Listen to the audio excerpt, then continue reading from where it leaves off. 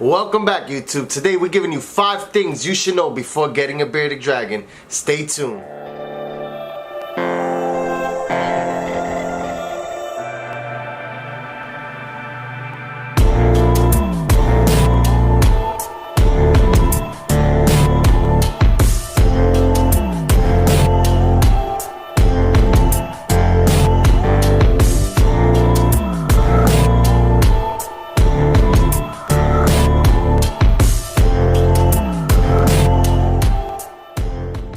Welcome back, YouTube. Welcome to another presentation of Saj Dragons, the channel that's about everything and anything you need to know about bearded dragons. So today's topics is a very simple and very important one for any beginner hobbyist that comes across a bearded dragon. So it's the 5 things you need to know before getting a bearded dragon.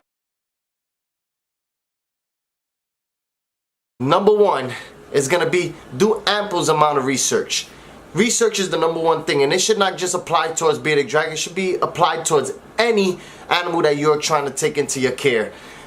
Research is very important due to the fact that you are taking in an animal that you may not have no to zero experience about the animal. It's very important, it's very necessary, and I suggest everybody do ample amount of research. Not just off of one topic, look several topics. Like for instance, illnesses. There's dragons that you can buy that has an illness and you may not know. And prior to buying it, you could actually pinpoint a sick dragon compared to a healthy dragon.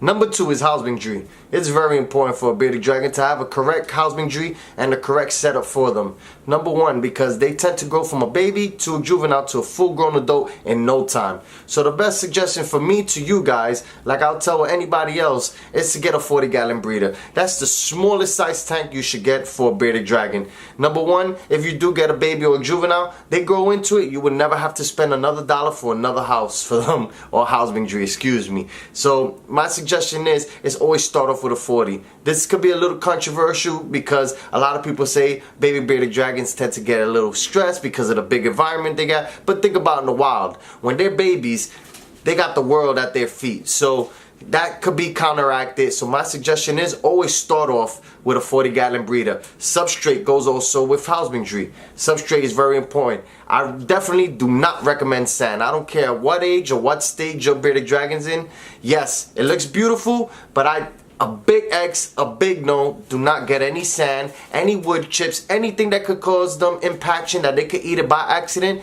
It's not worth it. My suggestion is definitely stay away from dumb products. If you had to choose a thing, get carpet. If you're gonna get a repti carpet for them, get 2. For the simple fact that one of them could be washed while the other one is being used. So you could alternate which one you could use. So that's my number 1 thing when it comes to substrate.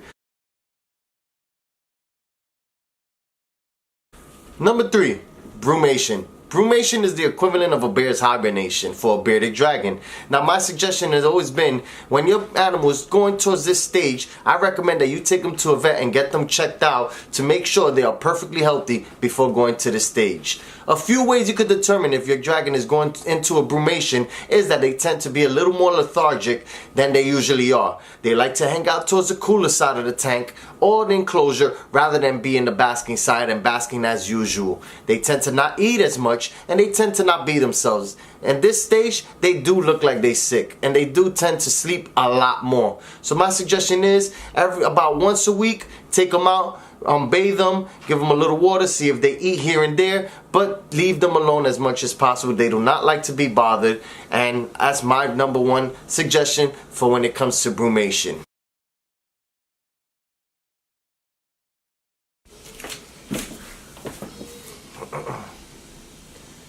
Number 4, bearded dragon behaviors.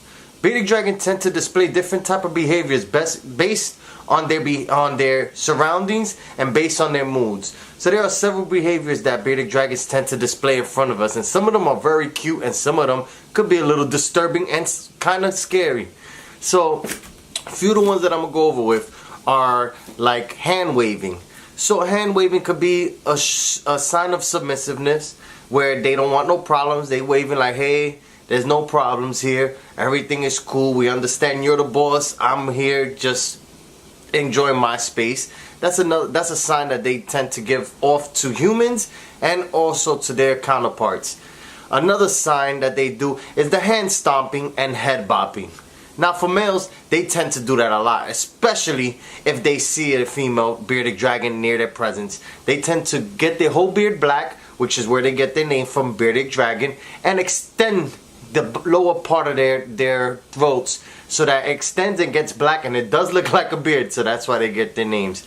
That's another display of either dominance or a male wanting to show that he's there for the ladies and he's ready to mingle. Another thing that a bearded dragon that can be scary if you don't know exactly what to look for is eye bulging. So eye bulging is when the dragons hold their breath and kind of take air, and their eyeballs, not their eyeballs, but the eye sockets tend to expand, and it looks like it's gonna pop out of their head. So this is the eye bulging. They do this because they're going into shed, and it's to loosen the skin around their eyes when it comes to shedding. So be aware, look at these little signs. Don't be alarmed. Some of them may be a little scarier than others, but hopefully this video will help you with a lot of their behaviors. That is number 4 for you guys.